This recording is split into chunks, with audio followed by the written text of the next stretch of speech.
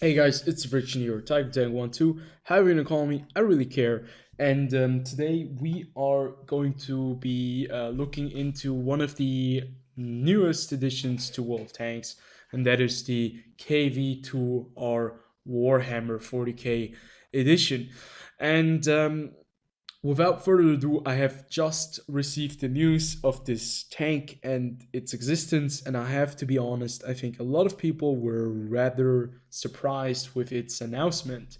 I have never heard of anything of a premium KB2 coming into the game, or the option of getting a premium camouflage on one of these standard tier 5 tanks. That is something very new. So let's first and foremost take a look at what this is all about. So, the 41st Millennium hits the World of Tanks universe in a unique mashup, bringing you the KB2 or Valhallan Ragnarok and the BDR G1B with the Mordian style set. This isn't something we normally add to the vehicle roster, but hey, that's the beauty of making the rules up as you go. First, let us just give massive thanks and kudos to the stalwart folk from Games Workshop team for partnering with us and helping give our community even more options to experience tank combat. Now, here's a quick introduction. The Warhammer 40,000 universe, for those new to it, the Warhammer 40k is a pinnacle of tabletop wargaming with battles that are never the same. Just like World of Tanks, it's distinct visual styling that blends elements of science, fantasy, creating beautiful dark atmospheres, has amassed a massive following over the years, and many people on our team are part of it. As passionate fans of Warhammer 40k universe, we always wanted to create something of it. Something that would stay true to the renowned fantasy IP, but also resonate with World of Tanks. This dream of ours is finally coming true. From the war zones of Warhammer 40k universe to the battlefields we all know and love today, we're rolling out two special treats that will add something new to tank combat. So basically, they are adding one new tank, a premium tier 6 version, and a reskin for the BDG R1, the tier 5 French heavy tank. And why they chose the BDG 1R is probably because it looks most similar to 40k tanks. If you don't know what the 40k Warhammer 40k universe is, there are a bunch of games out there. There's RTS, there are like action games, and basically it's a really interesting universe where aliens fight so-called marines, and it's like really a big universe. It's very extensive, and it's I like it. I like the universe. I've played a few games of that brand, but we're not talking about the 40k universe. We're not talking about Warhammer, Dawn of War, or something like that. We're talking about World of Tanks, and this is where they're adding a tank. So they're adding a tier 6 KV2 premium vehicle, and this KV2 is the exact same vehicle as the KV2 standard. The only difference is that you are having a premium kind of skin on it with the Valhallan Ragnarok, and you can see it looks really cool. At least in my opinion, I think it looks really nice. But at the same time, it doesn't really look very historic because it's not a historical tank, right? So that's my first grievance. The design obviously is something that is up to personal taste, and at the same time, historical accuracy is another issue. Some people like it, some don't. So if you don't like historical inaccurate vehicles or skins, you can disable them in the game.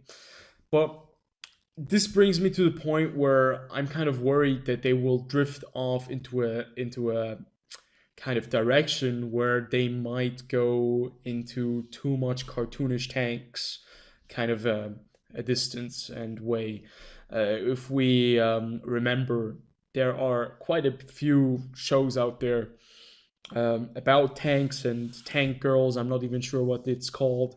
Valkyria Chronicles, and I know a lot of people enjoy that, and I think it's fair. People can enjoy whatever they want, but I'm not really sure if it really fits into the game of World of Tanks, because there is already a tank that has been released on the Australian and Asian server, and I'm not really a big fan of that vehicle coming to the live North American and European server, because I just don't think that they should be fitted into that scenario, because up until now we have blueprints and vehicles that are historically accurate. Some of them obviously never existed, and they are almost all the time kind of ideas that wargaming did put into concrete evidence in the game, but at least they were kind of made and produced.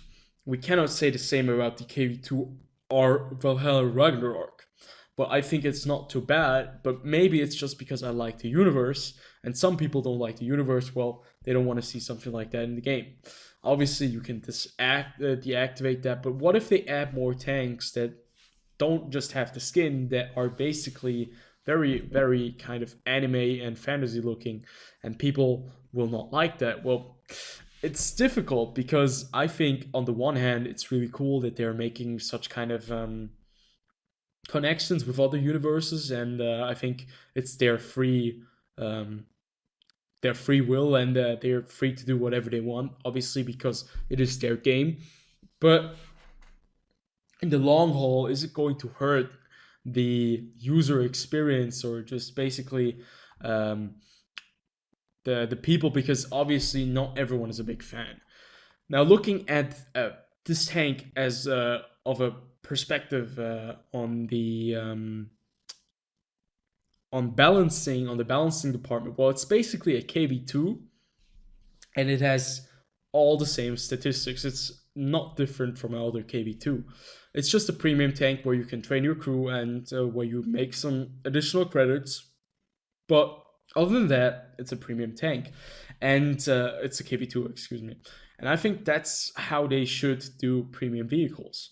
When they add premium vehicles into the game, they should not be better than their counterparts.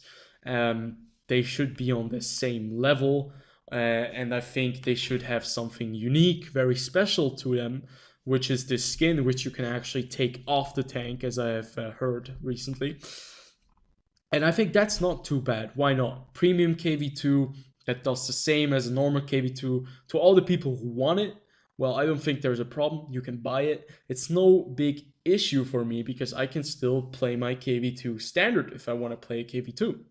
No one needs to buy it, because it's not like a Scorpion G or a T26 E5. And I don't have anything against that when they are adding tanks that are not super overpowered in that kind of sense. So if we go down here, the next problem that I do have with this is just that this is a tier 6 premium tank. A tier 6 premium tank. Now don't get me wrong. I don't have anything against them adding this tank, but it's $34. Excuse me, I'm a bit tired. $34 for this tank. A tier 6 premium with the Ragnarok style, and a crew that has brothers in arms and a garage slot for a tier 6 premium tank. If we jump into this right now and check other premium tanks at tier 6 and their usual prices, we will see that this vehicle, nowhere in hell, no other tier 6 tank costs you $34. Let's go over to tier 6. There are a lot of tanks that are currently on sale, but usually a tier 6 tank will not cost you more than $19, $18. And you can see that the KV2 Ragnarok is basically twice that money that you're paying, almost twice the amount you're paying for a Type 64, a SU100Y, and a STRV M4257. And basically, since it is the same tank as a KV2, and it's a tier 6, well, it's a premium one, but it's a tier 6 premium tank that doesn't make as much credits as a tier 8 vehicle, it costs you $34 for that reskin. It's just as expensive as the tabletop, you know, figures that you need for Warhammer 40k. It's like the price. Holy shit. You cannot charge me $34 for this tier 6 tank. I mean, it's a KV2, a premium KV2. Yeah, that's fine. I think nothing wrong with that. If people want, play this tank and earn credits at the same time, I don't see anything wrong with that. But $34? That's really a lot of money for a tier 6 tank. If we take a look at tier 8s, there are some tier 8 tanks that are $33. This STA2 is cheaper than the KV2R Ragnarok. This Panther 88 is cheaper. This Revalorise is cheaper than that vehicle. So is it worth it on a standpoint on money to value? No, it's not. You pay $34 for a tier 6 heavy tank that is just basically a reskin that you can get for free in the game. Play, get a crew on, doesn't matter. You'll probably keep your KV2 if you already own one. And is it really worth to get this skin? I know it looks cool, but do you really need it? I mean, you can put the skin on other vehicles, but you're basically paying for a skin. You're paying for a skin and a tank that can just add on any crew that you want to use. But I think $34 is not worth it. It's not worth it. And I'm kind of worried that they're going to increase the prices for vehicles that they're adding into the game. A tier 6 tank that costs you $34, that is absolutely unacceptable. If we take a look at some of the tier 8 vehicles that they're constantly adding bundles to these vehicles, right? So if we want to pick up the Australian Centurion, there are 3 bundles. One of them comes with a bit of gold, and you cannot buy this tank without any bundles, I think. So I have to check that. And then you have the option to buy a skin for the BDR G1. I mean, the skin looks nice as well, but it's not worth $10. So basically, you can buy this skin on this vehicle, which is not a premium tank, and it looks really nice, but is it really worth it? I mean, for the people who are Warhammer fans, if you want to have a tank styled in Warhammer fashion, you obviously can pay $10 if it's really worth it. But it's just a paint job for a tier 5 tank that you cannot put in any other vehicle. And I think that's not worth it. I think the prices are very radical, and they are not fit, not just, and not fair for the people. I mean, I would have loved to pick up a KV2, a premium KV2, for maybe $20, but not more than that. $34 is way too much. And it's basically a reskin. It's a tank that we already have in the game. It's not historical. It is a cool universe. It looks really cool, but it's too expensive. And I think that's just not going to go well, at least with me. And I think it really wouldn't have needed this. It would have been cool if they would have... Excuse me, I'm always tired when I'm making these videos, but I'm always making them at like 1 a.m. or 38, like 12:38 a.m. in the morning. So yeah, obviously, is it worth it? I think it's not worth it. If you really want to have a tier 6 tank, a premium one worth your money, I'd say go for the STRV, the Swedish tier 6 medium tank. That thing is certainly worth it. Same goes for the Type 64. That's also a tank that's worth it, or even a Skoda T40. But don't waste $34 on a KV2 reskin if you have the KV2. So that's all I wanted to say about this tank. I think it's not just for the game. It's not fair to the consumer, and I think that they overthink their strategy with adding new tanks, new premium vehicles into the game. Overly expensive, because if we take a look at it, every single tank here is so expensive. $50 for an IS6, $50 for an Amex M4 MLE 49, you pay 40 bucks, 40 bucks for the Chrysler G KGF. And all these bundles are just mad. I mean, why would you need? Why would you need a KV2 premium for 77 US dollars with the Ragnarok style, Brothers in Arms, 5 million credits, 5,000 golds, and 5 times XP for a victory on the KV2 Ragnarok? $77 is not worth for a tier 6 tank. It's not worth for any tank. That's just, the pricing is absolutely crazy. I think they need to change that. But obviously, they probably are not interested because people are still buying those things. I am buying the premium tanks as well. I'm a collector, but I have not bought the KV2 Ragnarok because it's not worth it. Because I have to be honest, that's absolutely not worth it.